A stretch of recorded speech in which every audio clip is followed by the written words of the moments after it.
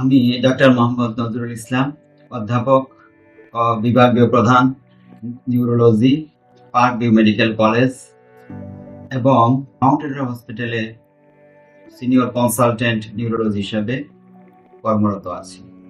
আজ আমরা স্ট্রোক কি এবং এর প্রতিকার কি এ নিয়ে সংক্ষেপে একটু আলোচনা করব। প্রথমেই স্ট্রোক নিয়ে একটা ধারণা দিতে চাই। সেটি হচ্ছে কোনো কারণে মস্তিষ্কে রক্ত সরবরাহে বিঘ্ন ঘটলে ব্রেইনের কর্মক্ষমতা কোনো অংশের কমে যায় কিংবা বন্ধ হয়ে যায়, যার ফলে শরীরের মধ্যে তার বিরূপ প্রতিক্রিয়া দেখা দেয়। এটাকে আমরা স্ট্রোক বলি। স্ট্রোক সাধারণত দুটো কারণে হয়। প্রথমত, বেশিরভাগ ক্ষেত্রে যেটি হয় সেটি হচ্ছে রক্তনালী বন্ধ হয়ে গিয়ে হয়, অপরটি হচ্ছে রক্তনালী ছেড়ে গিয়ে হয়। যে সকল কারণে স্ট্রোক হয় তার মধ্যে উচ্চ রক্তচাপ, ডায়াবেটিস, হার্টের রোগ, ধূমপান, স্থূলতা, সেডেন্টারি লাইফস্টাইল অর্থাৎ কায়িক পরিশ্রম না করা, কম করা ইত্যাদি। কোনো কোনো ক্ষেত্রে বংশগত কারণেও স্ট্রোক হতে পারে। বয়স্কদেরও স্ট্রোক একটু বেশি হয়, কম বয়সে একটু কম হয়। স্ট্রোক হওয়ার পর কি করে বোঝা যাবে যেটি স্ট্রোক? দেখা যাবে যে মুখের একটা অংশ বাঁকা হয়ে গেছে, কথাতে জড়তা আছে, কিংবা শরীরের একটা অংশ কাজ করতেছে না, হাত তুলতে পারতেছে না, কিংবা হঠাৎ করে মাথা ঘোরাচ্ছে, কিংবা হঠাৎ করে বমি হচ্ছে, এমনকি হঠাৎ করে অল্প সময়ের জন্য চোখে দেখতেছে না। এগুলো প্রাথমিক লক্ষণ। এগুলো দেখা দেওয়ার পর সঙ্গে সঙ্গে সময় নষ্ট না করে হাসপাতালে যাওয়া দরকার চিকিৎসার জন্য। সেই ক্ষেত্রে যদি 3 থেকে 4 ঘন্টার মধ্যে হাসপাতালে পৌঁছা যায়, সেই ক্ষেত্রে রক্তনালীর জমাট বাঁধার মাধ্যমে যে স্ট্রোক হয় তার চিকিৎসা দেওয়া সম্ভব, এবং সেটা সব হাসপাতালে হয় না। ঢাকার বাইরে সিলেট অঞ্চলে শুধুমাত্র মাউন্ট এডুয়ার হসপিটালে এটার সঠিক চিকিৎসা দেওয়া সম্ভব। এই চিকিৎসাটার নাম হচ্ছে থ্রম্বোলাইটিক থেরাপি। এটা খুব কঠিন কিছু নয়।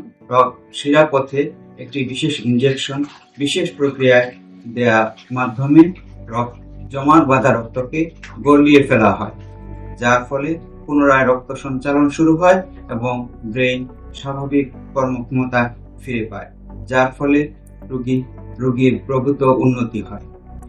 কোনো কারণে যদি এই সময়ের পরে রোগী আসে, তখন আর এই চিকিৎসা দেওয়া সম্ভব হয় না, কারণ এতে উপকারের চেয়ে অপকার বেশি হয়। যার ফলে সময়টা হচ্ছে খুবই গুরুত্বপূর্ণ। এই সময়ের মধ্যেই আসতে হবে, যে কোনোভাবেই হোক। কোনোভাবেই 1 মিনিট সময় নষ্ট করা যাবে না।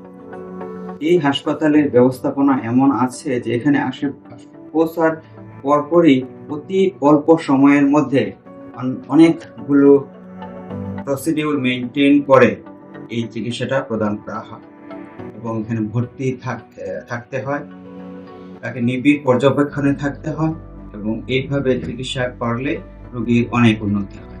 যদি এই চিকিৎসাটি না করা যায়, সেই ক্ষেত্রে রোগীর উন্নতির সুযোগ অনেক কম থাকে এবং পুরোপুরি উন্নতি হয় না। দীর্ঘমেয়াদী পক্ষাঘাতগ্রস্ত অর্থাৎ প্যারালাইসিস নিয়ে জীবনযাপন করতে হয়। অনেক সময় রোগীর মৃত্যুও ঘটতে পারে। কাজেই নিজে এবং আপনার পাড়া প্রতিবেশী যাদেরই এরকম সমস্যা হবে, তাদেরকে সময় নষ্ট না করে স্বল্পতম সময়ের মধ্যে মাউন্ট এডুয়ার হসপিটাল আখালিয়ায় নিয়ে আসতে হবে, যাতে একজন রোগী সঠিক চিকিৎসা পেতে পারে। মাউন্ট এডুয়ার হসপিটাল আখালিয়া বাংলাদেশের অন্যতম শ্রেষ্ঠ একটি নিউরো রোগ চিকিৎসা কেন্দ্র। বিশেষ করে স্ট্রোকের চিকিৎসার ক্ষেত্রে মাউন্ট এডুয়ার হসপিটাল আখালিয়া সিলেট এটি একটি অনন্য প্রতিষ্ঠান। এই প্রতিষ্ঠানে CT scan, MRI, NCS, EMG, EEG পরীক্ষা সহ প্লাজমা ফেরেসিস মেশিনের মাধ্যমে জিপিএস রোগীদের চিকিৎসা প্রদান করা হয়, যার ফলে অনেক জীবন বিপন্ন অবস্থা থেকে বেঁচে যাওয়ার সম্ভাবনা তৈরি হয়। এখানে আধুনিক সকল সুযোগ সুবিধা বিদ্যমান।